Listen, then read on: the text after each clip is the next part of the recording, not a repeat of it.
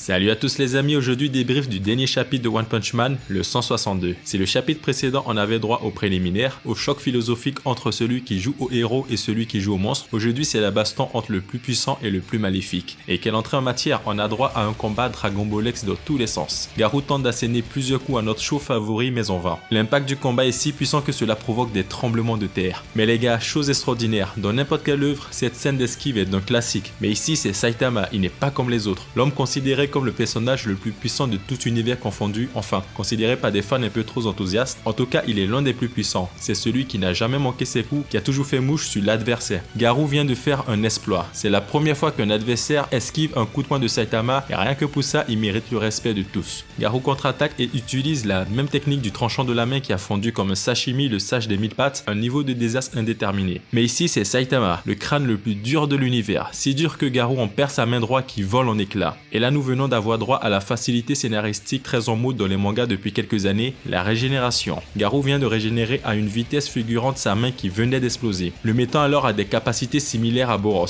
ce qui est quand même étrange puisqu'il est à l'origine un être humain sans pouvoir, tout aussi étrange qu'il a muté en monstre sans l'aide de cellules monstrueuses. Garou est donc un être capable rien qu'avec sa volonté de faire des prouesses qui dépassent l'entendement humain. Malgré tout, Saitama est un adversaire beaucoup trop coriace et Garou s'en rend compte. Celui-ci est projeté tellement loin qu'il atterrit jusqu'au groupe des héros de l'hélicoptère. Devant son impuissance face à Saitama d'atteindre son objectif d'être le mal absolu et le plus puissant de tous, Garou développe encore un power-up magistral. Son corps mute de nouveau pour le plaisir des yeux et le rapproche un peu plus du monstre ultime qu'il a toujours voulu être. Et là le petit Tareo vient le confronter à sa plus grande incohérence. Vous étiez un héros depuis le début. Pour lui, Garou est le plus grand et le plus cool des héros. Ce petit a discerné notre personnage favori et lui rappelle que pas 4 fois celui-ci l'avait sauvé. Il s'inquiète dû aux agissements de Garou que celui-ci ne soit vu comme le véritable héros qu'il est. Garou est physiquement devenu un monstre, mais son cœur est celui d'un héros. Il a la forme héroïque que nous préférons tous dans les animés, c'est un anti-héros, un héros malgré lui. Le genre de personnage à mi-chemin entre le héros que le bien anime et un combat plus personnel pouvant l'amener à faire quelque chose de moralement critiquable. Il existe différents types d'anti-héros, et nous en connaissons quelques-uns d'assez connus, comme Sasuke, le louche et Ren, même si en ce moment le gars il est chaud, et bien sûr le prince des Saiyans Vegeta. Saitama lui-même est assez proche d'un anti-héros. Contrairement à de nombreux autres super-héros, Saitama ne se bat pas spécifiquement pour sauver les gens ou pour faire le bien. Il a décidé d'assumer le travail d'un héros professionnel uniquement par ennui. Combattre les méchants n'est qu'un passe-temps pour le porteur de cap chauve sans but plus élevé. À l'époque, c'était sa propre faiblesse qui l'a poussé à devenir plus fort. Depuis, Saitama est devenu si puissant que son but est de trouver un rival qui peut égaler sa puissance ou à minima lui donner l'adrénaline du combat. Est-ce que la nouvelle forme de Garou est celle qui va lui procurer ce plaisir? C'est pas encore sûr et encore moins avec la scène qui arrive. Saitama lui remarque assez vite la relation de Garou et de Tareo. Afin de rassurer le petit garçon, Saitama a un point provocateur met en défi Garou de le frapper. Celui-ci s'exécute et à la grande surprise de tout le monde et de moi-même, il n'a reçu aucun dégât. Une stratégie de Saitama pour montrer au petit garçon que Garou ne peut le blesser, donc il n'y a pas à s'inquiéter que son héros préféré fasse du mal à quelqu'un. Ce dont on peut être sûr aussi, c'est que personne ne mourra de ce combat puisque Saitama a fait une sorte de promesse à Tareo de ne pas tuer Garou. On sait tous au fond de nous que Garou ne peut gagner ce combat, mais ce qu'on espère c'est que Saitama puisse utiliser rien que 10% de ses capacités. Mais là personnellement j'ai de gros doutes après cette scène. De toute façon, ce nouveau combat de Garou dans sa nouvelle forme n'est pas là pour nous montrer qu'il peut battre Saitama. On connaît tous la réponse, mais c'est de nous offrir un combat dantesque pour le plaisir de nos yeux et de nous apporter une réponse à une autre de notre question. Entre Garou et Boros, qui est le plus fort? Mais celle-ci sera biaisée puisque Saitama ne se battra pas pour tuer face à Garou. Mais on verra le tournant de ce combat dans les prochains chapitres. Je te remercie d'avoir suivi cette review et n'hésite pas à t'abonner si cela t'a plu et je te dis bye bye pour les prochains chapitres.